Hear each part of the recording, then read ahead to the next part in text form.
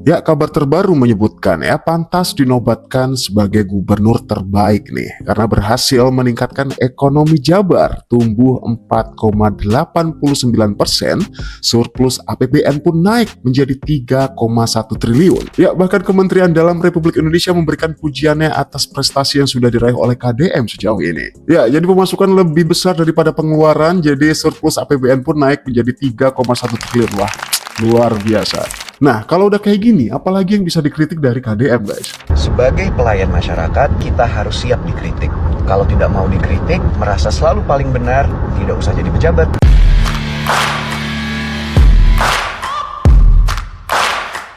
Assalamualaikum, sampurasun, wilujeng enjing wargi Jabar, semoga sehat selalu. Biasa, pagi ini sudah berkeringat, matahari bersinar dengan kuat, padi sudah mulai mekar berkat perjuangan orang yang kerja di sawah saya, tiada henti siang dan malam. Dan kita sudah nggak berhitung lagi berapa biaya yang dikeluarkan. Yang penting padi ini bisa mekar dan dipanen pada waktunya. Karena bagi para petani tidak pernah berhitung uang yang dikeluarkan. Dan seringkali sebenarnya antara uang yang dikeluarkan dengan hasil yang didapatkan jauh panggang dari api. Tapi secara umum para petani walaupun sawahnya hanya 1/4 hektar, mereka tetap setia menanam padi, dan kesetiaan itu melahirkan kehidupan. Meski sederhana, para petani jarang dijerat hutang. Kalaupun ada yang berhutang, seringkali yang berhutang itu adalah orang-orang yang mengatasnamakan petani untuk dapetin kredit, bantuan, dan pinjaman dari berbagai lembaga. Dan kebanyakan dinikmati oleh mereka, bukan dinikmati oleh para petani. Nah, saya mengucapkan terima kasih, rasa hormat yang tinggi buat Pak Presiden Republik Indonesia, Bapak Prabowo Subianto, yang dengan tegas memberantas premanisme dan preman yang seringkali berbaju ormas. Nah, tentunya sikap ini adalah sikap yang sangat luar biasa karena akan memberikan rasa aman, rasa nyaman bagi kita semua. Apalagi ada Pak Menko Polkam, Pak Mendagri, Panglima TNI, Kapolri yang bisa secara bersama-sama untuk memulihkan kembali keamanan di lingkungan masyarakat, ketenangan para pengusaha. Karena para pengusaha ini banyak yang hari ini terintimidasi. Dia tidak mau bercerita keluar, tapi dalam setiap waktu dia harus memberikan konsensi, baik uang, pekerjaan, maupun produksi. Ini yang terjadi, dan mereka nggak mau bercerita keluar. Untuk itu diperlukan upaya-upaya persuasif untuk memberikan keyakinan pada para pengusaha untuk tidak takut untuk bicara dan menyampaikan apa adanya, apa yang terjadi dalam kehidupan kesehariannya, sehingga iklim produksi di Indonesia tidak terganggu, baik produksi UMKM maupun produksi pengusaha-pengusaha besar. Nah, dan ini akan menggerakkan ekonomi. Dan selanjutnya, saya sejak lama selalu memberikan supporting pada industri yang ada di Indonesia, para pedagang dimanapun berada, untuk memiliki rasa nyaman. Saat ini Satgas Premanisme yang dibentuk oleh pemerintah pusat semakin menguatkan apa yang sudah dilakukan di Provinsi Jawa Barat, yang kita sudah menginisiasi membangun Satgas Anti Premanisme di berbagai tempat. Hari ini tinggal dimatchingkan dengan apa yang sudah menjadi kebijakan pemerintah pusat. Dan selanjutnya, premanisme ini juga akibat karena nganggur. Orang tidak mau bekerja, tetapi ingin punya duit. Cukup nongkrong, duduk, minum, bergelombor, kemudian mereka mendatangi satu tempat dapat uang.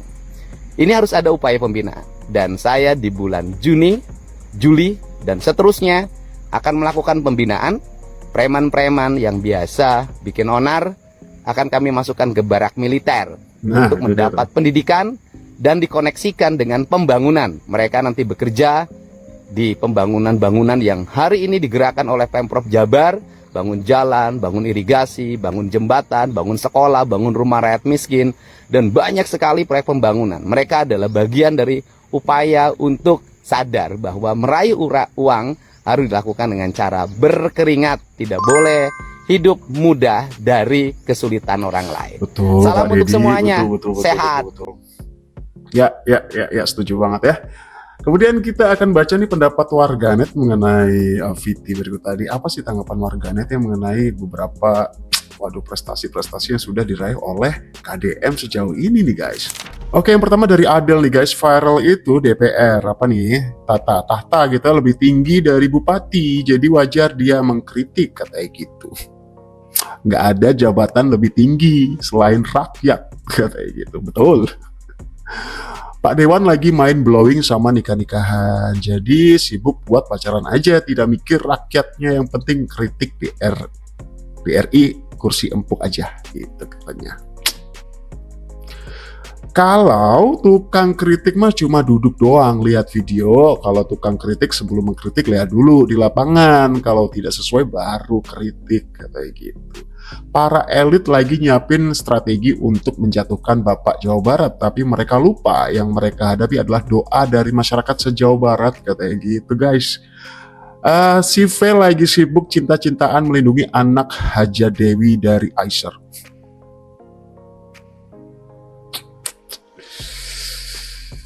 Ya, katanya gitu ya.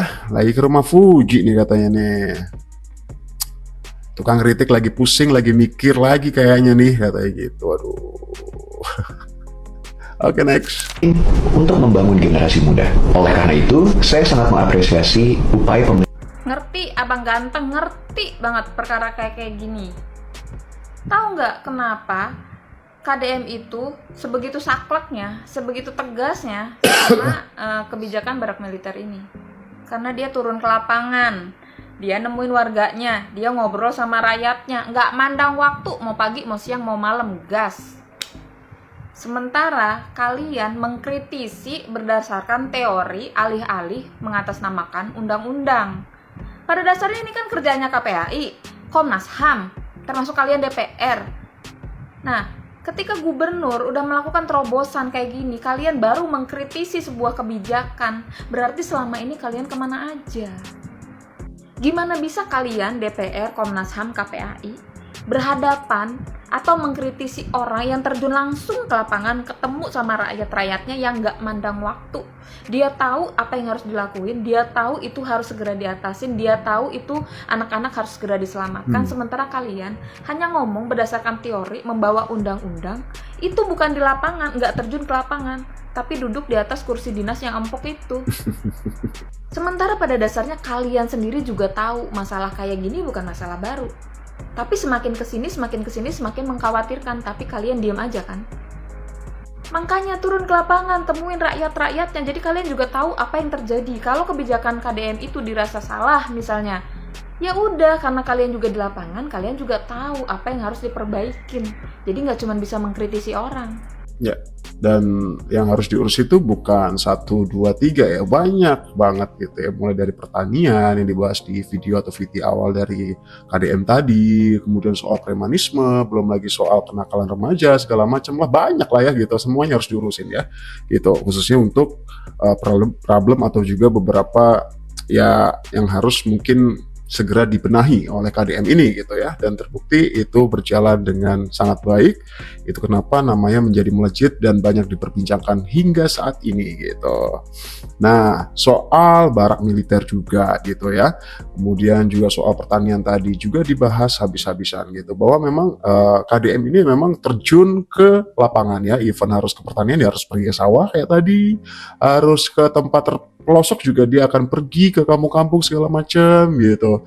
Kalau harus ngurusin anak nakal, ya mungkin dia akan langsung on the spot datang untuk ya melihat langsung kondisinya seperti apa, psikisnya seperti apa, apakah masih bisa diperbaiki segala macam. Itu wah, banyak buktinya kok gitu ya. Bahkan ada kritisi yang menyebutkan ketika itu KDM ini udah kayak YouTuber aja gitu ya, karena selalu di-up nih konten-kontennya. Lah, kenapa enggak gitu? Itu sebagai bukti bahwa ya memang selama ini yang dia kerjakan memang ya benar gitu. Maksudnya yang dia kerjakan itu bukan hanya soal teori, saya sudah mengerjakan ini, tapi memang ada bukti yang bisa disaksikan oleh semua rakyatnya gitu ya. Nah, itu poin plus sih gitu loh. Ya kalau ibaratnya kontennya juga konten yang keseharian dia, kegiatan-kegiatan dan juga program-program yang dia jalani sejauh ini gitu. Ya, keren dong harusnya gitu. Nah, kalau kita ngomongin soal kenakalan remaja gitu ya, kemudian muncul barak militer ya, gitu, suatu program yang dikerjakan oleh KDM ini. Kemudian itu menyulut pro dan kontra gitu ya, dari berbagai sisi, berbagai pihak gitu ya.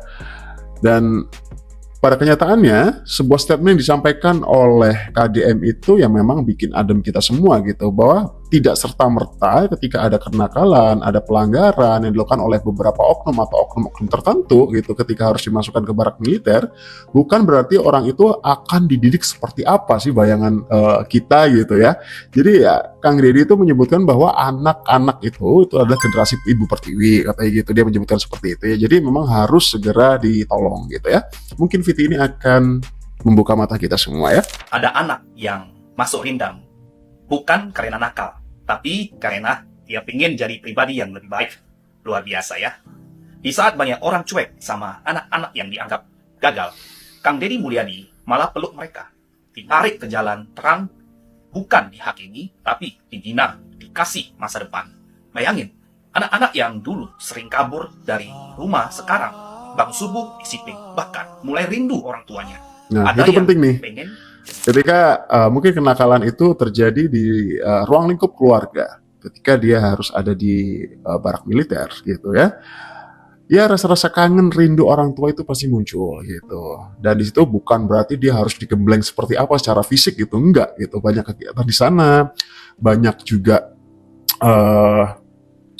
tenaga-tenaga kerja yang memang dibutuhkan di sana gitu ya untuk mengaji, ada guru ini, ada khusus ini, ada khusus kemarin kalau kalau nggak salah yang disampaikan oleh Jasvel itu ada psikolog, psikiater juga di sana ya untuk menunjang lah itu ketika memang beberapa pribadi yang masuk ke dalam barak militer ini tentunya kan berbagai bentuk gitu ya, berbagai sifat gitu. Jadi tidak bisa serta-merta digembleng itu disamaratakan gitu ya. Pasti ada beberapa treatment tertentu gitu sesuai kebutuhan dari anak-anak yang ada di situ gitu, sesuai dengan kebutuhan masing-masing gitu ya. kondisi, bahkan masuk dunia kerja lewat jalur perusahaan.